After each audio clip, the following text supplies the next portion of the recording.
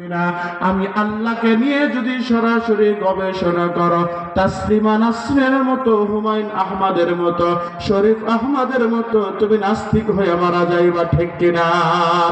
এই জন্য বলি আমার ভাইরা, আল্লাহ তাআলা বলেন আলাম নাজআল লাহু আইনাইনি ওয়া লিসানান ওয়া শাফাতাইন।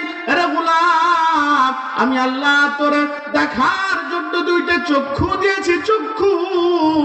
ও গোলাম, তোমারে কথাগুলো বলার জন্য আমি আল্লাহ সুন্দর জিহ্বা দিয়েছি, এই কথাগুলো স্পষ্ট করে সুন্দর করে বের করবি, এই জন্য আমি আল্লাহ দুইটা ঠোঁট তোকে দিলাম। অনেক মানুষের বাজান ঠোঁট কাটা, ভালো করে কথা বলতে পারে না, নাকা নাকা হয়, আসে না নাই? জোরে বলেন। আল্লাহ বলে গোলাম রে, আমি আল্লাহ তোদেরকে চোখ দিলাম দেখার জন্য, কথা বলার জন্য জিহ্বা দিলাম, ঠোঁট দিলাম, তারপরেও তোরা আমি আল্লাহর প্রশংসা আদায় করবে না। তাও যদি না বুঝে আসে, আমি একজন মানুষের কথা বাজান আপনাদেরকে বলতে চাই।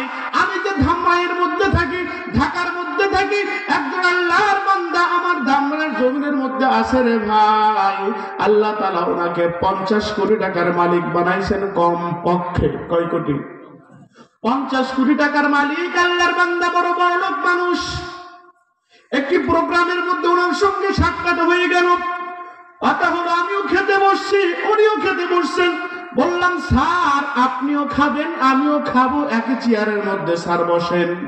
বলে হুজুর আপনি খান, আমার খাওয়া যাবে না। বললাম স্যার কেন খাবেন না? বললাম স্যার কিছুই নাই, খাইলে এক টুকরা গরুর গোশত খান। কয় হুজুর তাও খাওয়া যাবে না। বললাম স্যার এক টুকরা মুরগির গোশত খান।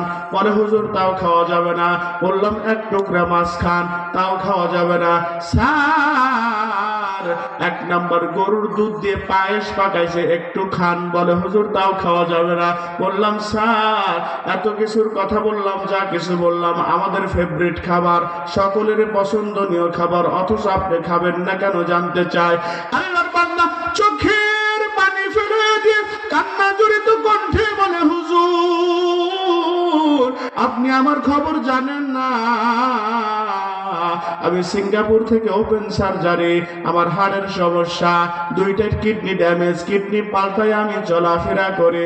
হুজুর গো, ডাক্তার আমাকে বলেছে ও স্যার, ও ভাই তুমি যদি দুনিয়ার জমিনের মধ্যে বেঁচে থাকতে চাও, এক টুকরা গরুর গোশত খাইতে পারবি না রে, এক টুকরা মুরগির গোশত খাইতে পারবি না, মাছ খাইতে পারবি না, পায়েসওয়ালা চিনিওয়ালা দুধওয়ালা পায়েস খাইতে পারবি না।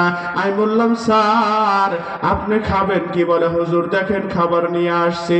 ছোট্ট একটা বাটি উনি বের করলেন আর বললেন হুজুর এটার মধ্যে আমার খাবার। বললাম স্যার খাবারটা কি দ্বারা কয় তৈরি, এটার বিশেষত্ব কি রয়েছে?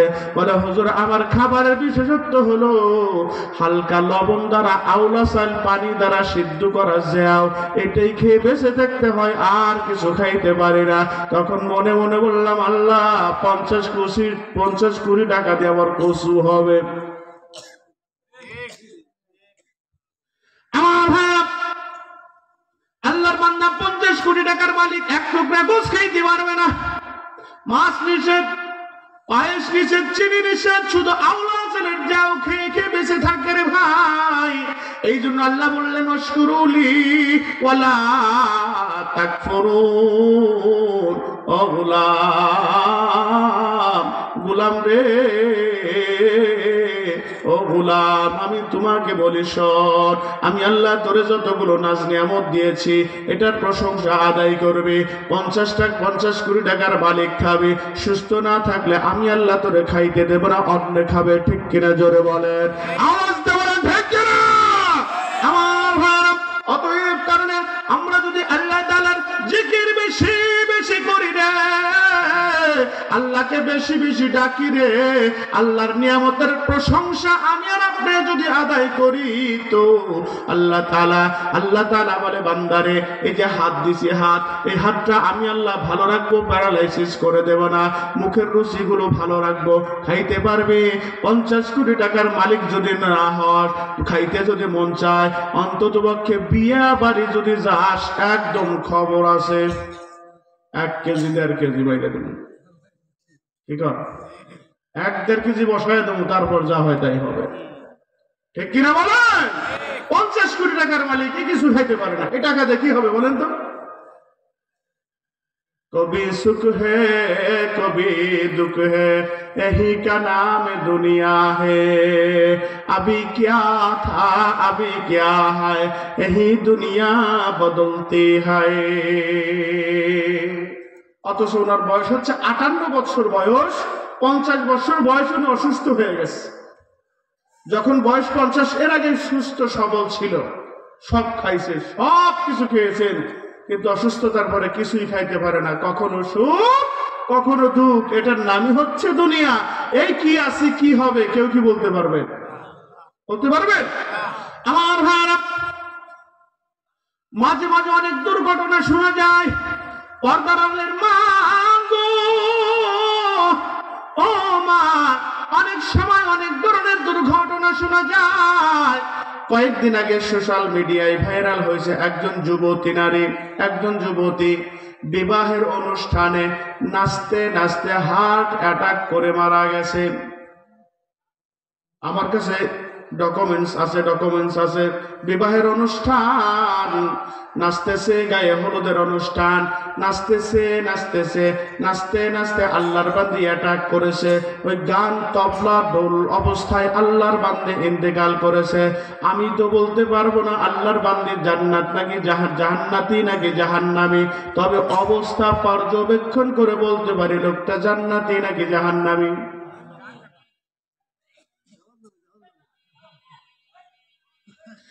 এই জন্য আল্লাহ বলে ফাযকুরুনি আযকুরুকুম ওয়াশকুরুলি ওয়ালা তাকফুরুন।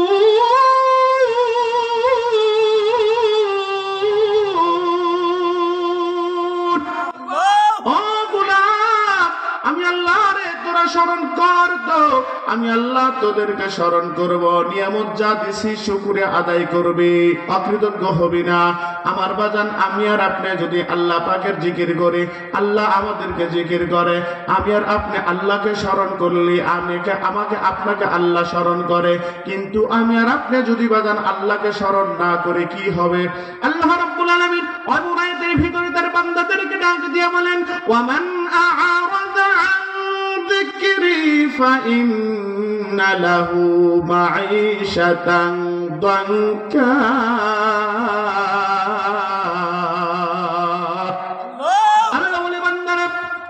এই যে স্মরণ, জিকির অর্থ কি ভাই মনে আছে কি? কার স্মরণ? আল্লাহ বলে বান্দারে, ওমান আরাদা আন যিকরি ফাইন্না লাহু মাঈশাতান দানকা। ও দুনিয়ার মানুষ, আমি আল্লাহর স্মরণ থেকে তোমরা যদি মুখটা ফিরিয়ে নাও, আমি আল্লাহর জিকির থেকে তোমরা যদি মুখটা ফিরিয়ে নাও, বান্দারে আমি আল্লাহ তোদেরকে কি করব জানোস নি? আমি আল্লাহ তোদের জীবনটাকে সংকীর্ণ করে দেব, একদম টাইট করে দেব, একদম বিলুপ্ত করে দেব, সংকীর্ণ করে দেব।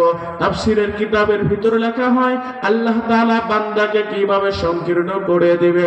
আমার বাজান, আল্লাহ বলেন আমি তোদের রিজিকের সংকীর্ণতার মধ্যে ফেলাইয়া দেব, অথবা তোমাদের সন্তান সন্ততি দ্বারা সংকীর্ণ করে দেব। কিভাবে? 50 কোটি টাকার মালিক হইবা, 20 কোটি টাকার মালিক হইবা, তুমি 50 লক্ষ টাকার মালিক হইবা, তোমার সন্তান তোমার কোনো কথা শুনবে না। সন্তান অ্যাডিক্টেড হবে, মাদকাসক্ত হবে, ফেনসিডিল খাবে, গাঁজা খাবে, মদ খাবে, ইয়াবা খাবে। ও গোলাম, আমি আল্লাহর জিকির থেকে মুখটা ফিরিয়ে নিলে তোমার সন্তান আদি কি করব জানো নি?